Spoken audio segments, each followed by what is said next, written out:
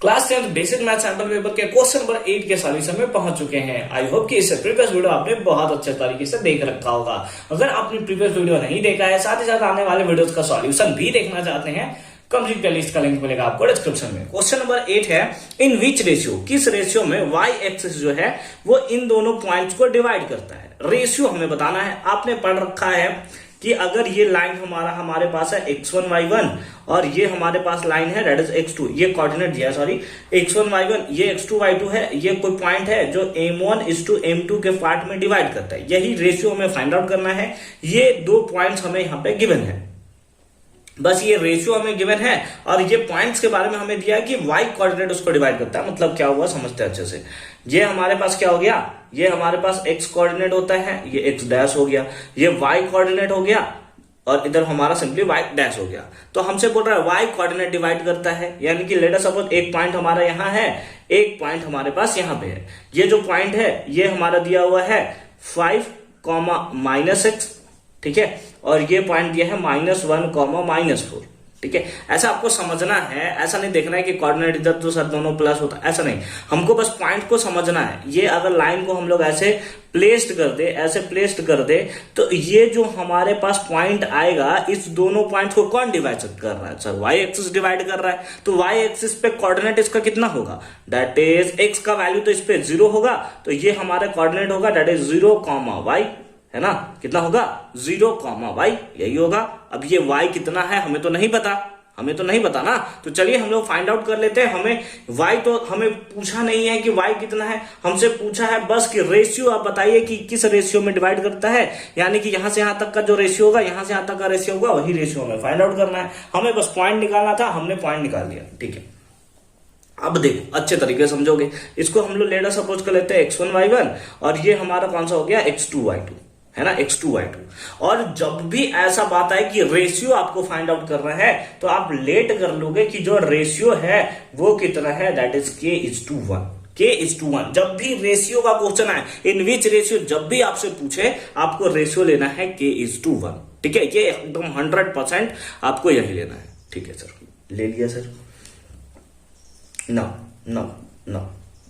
अब आपको पता है x का वैल्यू कितना है, x का वैल्यू कितना है 0 है। तो x निकालने के लिए आपको फॉर्मूला पता है, that is m1 x2 plus m2 x1 divided by कितना होता है, that is m1 plus m2 divided by कितना होता है m1 प्लस m2। अब x का वैल्यू कितना है, दैट इज 0। x का वैल्यू कितना है, that is 0 equals to m1 का वैल्यू कितना है, यही तो k:1 है। ये हमारा m1 हो गया और ये हमारा कितना हो गया, दैट इज m2 हो गया।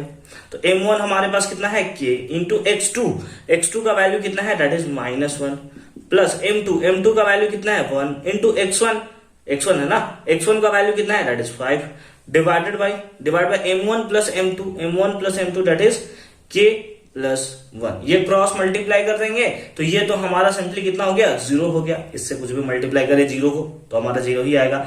k into -1 that is -k plus कितना हो गया 5, प्लस कितना हो गया 5, ये माइनस में इधर आया तो प्लस में, तो k इक्वल्स टू सिंपली कितना हो गया 5 हो गया। k इक्वल्स टू कितना आ गया हमारे पास 5। रेशियो हमने लेट कर लिया था कितना, k:1 और k का वैल्यू 5 आया।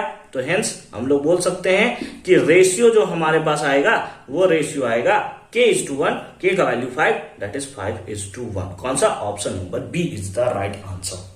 तो इस टाइप से प्रॉपर फॉर्म में आप निकाल सकते हो। ये तो हमने प्रॉपर फॉर्म में आपको बनाकर दिखाया। हालांकि ये एमसीक्यू क्वेश्चन है, थोड़ा आप अगर इसको चाहो तो सॉर्ट कर सकते हो, मतलब यही आपका मेथड होगा। थोड़ा सा आप समझकर अच्छे तरीके से कर लोगे। तो हमें क्वेश्चन क्या था, एक बार फिर से शॉर्ट में समझ लेते हैं। इन विच रेशियो, किस रेशियो में y एक्सिस जो है वो डिवाइड करेगा इसको। तो ये पॉइंट हमने लिख लिया, y एक्सिस अगर उसको डिवाइड कर रहा है तो पक्का y एक्सिस पे x का वैल्यू तो 0 होगा, x का वैल्यू y एक्सिस पे 0 होगा, कॉमा y दे दिया हमने, ठीक है।